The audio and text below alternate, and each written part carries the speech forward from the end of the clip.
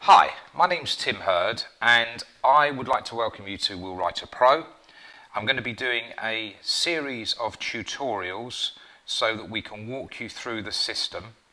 WWP Pro is a comprehensive will and LPA drafting system that also provides you with a very good back office, a CRM system where you'll be able to run your whole business. So what I'm going to do these tutorials in bite-sized chunks. So this one's an introduction. The first thing that you do need to do is to log in to your back office at willwriterpro.com, and I guess you've done that or you wouldn't be listening to this first tutorial. If you've not already done it, you need to download your desktop software. So if you click on that, it'll give you a series of instructions to download it to your desktop.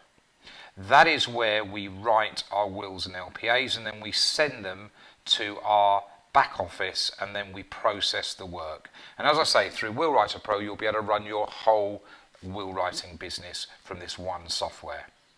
So once you've downloaded it, then what you'll then see is this on your desktop. There'll be an icon, you click on it, and this is the desktop, and this is where you will write your wills, your LPAs, and then you will identify the instruction that you want to send to the back office, and when you send it to the back office, then all of your documents will be there. So that's an introduction.